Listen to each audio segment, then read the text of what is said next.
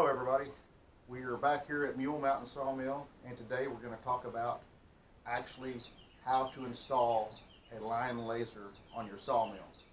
A few weeks ago I shot a video on an actual laser on my mill, showed you how it worked, but I didn't go into the details of actually installing it. Had several inquiries, people wanting to know the nuts and bolts of what we did to put it on, some details on the laser. So today's video is about that. So here in a little bit I'll give you a good close-up of the laser, what we have. It's just an eBay laser, green line laser. It's $40. A few other pieces. You can be in this project for about $50. I'm not going to give you the in-depth version of this. I'm going to show you the basic installation.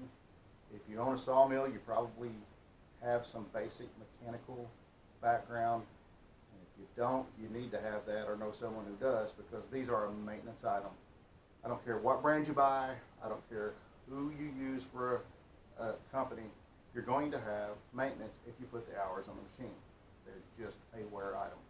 So this laser that we're going to show you how to install is just a real simple. I've got a magnetic base on this one that comes with the screw-on base. You can use either one. I like the magnet because it's easier to actually realign. And just a second, I'll move the camera and show you how to actually put this thing on, and I'll show you a close-up of what it looks like before it goes on, and then I'll show you a little quick introduction on how to line it up, and then we'll probably show you some video we've already shot of it working with the machine running. So hang tight, and we're going to get you a close-up. So here is a close-up of the laser. I got a little 1.5 inch, pretty heavy-duty magnet. I would recommend you go with an 1.5 inch or 2 inch. It comes with this piece right here, which the bottom stud bolt bolts through it, and you can mount it and hold it on. Again, I like the magnet better because it actually is easier to move and adjust, because you will have to do that when you put it on the machine. It comes with 110 volt to 12 volt adapter.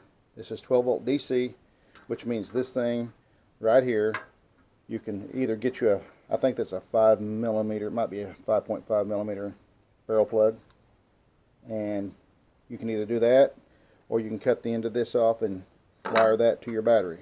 Of course, positive goes to positive and negative goes to negative when you're talking about DC volts.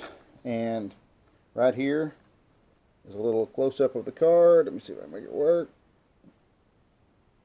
Maybe you can screenshot that. That's what they sent me. It's on eBay, like I said, 40 bucks.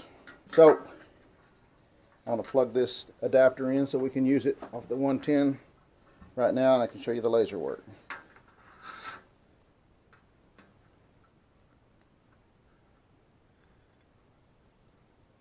I'll unstick it, which that magnet works pretty good. There's your green line. Of course, I'm looking at it in the camera, and it looks better in real life, but it has a lot of travel. You'll see, looky here, it's going all the way down the mill. My mill lights are on in here, and it is daytime.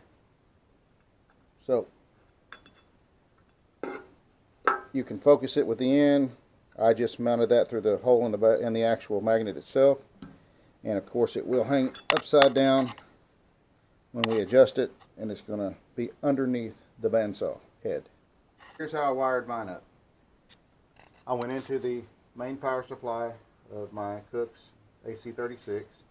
I had this on a previous Cooks AC36, and I actually had a laser on a Wood-Mizer I had, and I've used them on everything I've had so far. They work really good.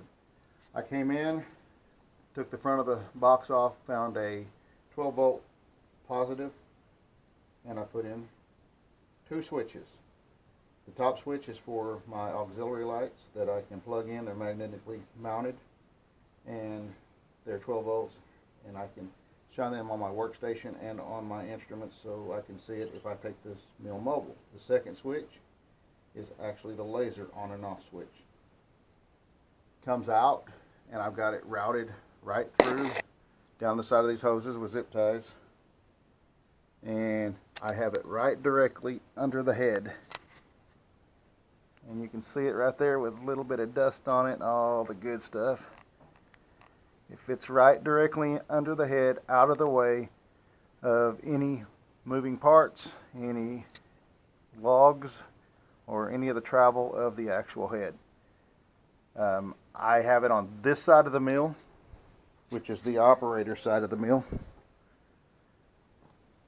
and it's actually shoots an angle across. So I already took this oak log and I made a mark in it with a saw blade, and I lined up my laser with it. That's how you need to set your laser when you're installing it. So the laser's right on point with that.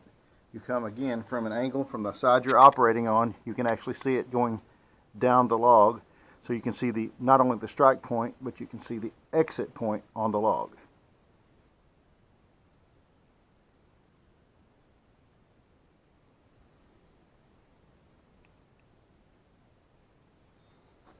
A little better close-up of the line, the way it lines up on the log. And the laser line is actually easier to see if you're standing behind it. On the side it's a little washed out, but you don't need to be able to see it really well on the side. You need to be able to see it from back here.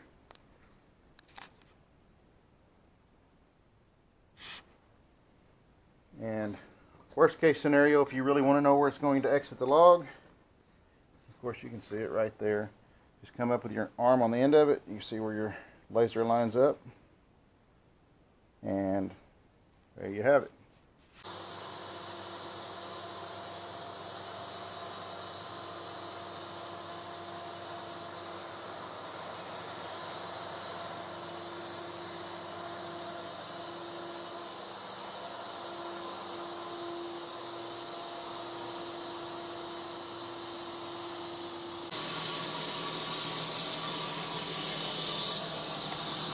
Well, there you go. Pretty simple installation. Takes about an hour to wire it up or so. It'll work on any sawmill, 12 volt or 110 volt. It's set up that way. The actual laser is 12 volt DC. It just has a 110 volt adapter that comes with it, so you can use it and plug it in. If you guys have an electric sawmill, then it should work on that also. This is a really handy tool to help know where all of your parts are on your machine, such as your log stops and your log dogs. It can help you know that how close your blade is to it, because we've all made the metal fly at one time or another. It's just really handy. That way you're not cutting off too big a slab that a couple guys can't handle, or you're not just running your blade through bark and dulling it. If there are any questions that you have, send me a message. I'll do what I can to help you out. If you want to go back in and watch the video on the actual sawmill, it's called Installing a Laser on a Cooks Sawmill, and it shows operations of this in more detail. And if you have anything to say, please say it. Like, subscribe. I'll shoot a few more videos when I can, and we'll see you guys later. Thank you very much.